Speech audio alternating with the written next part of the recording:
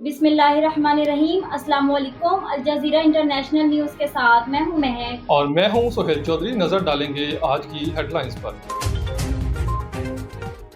जावरिया सरगोदा 9 नवंबर 2025 को शायर मशरक मुफक्किर पाकिस्तान अल्लामा मोहम्मद इकबाल का 148वां यौम पैदाइश मुल्क भर की तरह राइस ग्रामर स्कूल झावरिया में कौमी जोशो जज्बे और अकीदत एहतराम के साथ मनाया गया, जिसमें राइस ग्रामर स्कूल झावरिया के नन्हे तलबा और तलबात ने यौम इकबाल की मुनासबत से नज़्मों, तकारीर और खाकों के जरिए इकबाल के ख्वाब को जिंदा किया।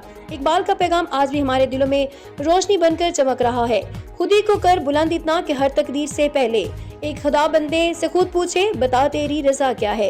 इकबाल के पैगाम का सबसे बुनियादी अंसर खुदी का तस्वुर है। इससे मुराद इंसान की अपनी ज़ात, उसकी सलाहियतों और उसके हकीकी कदर व मंजिल का इदराक है। इकबाल चाहते थे कि हर फर्द अपनी खुदी को बेदार करे और मजबूत करे, जो अमल और जद्दोजहद से परवान चढ़ती है कि मोहम्मद से वफा तूने तो हम तेरे हैं, जहाँ चीज़ है क्या लोहो कलम।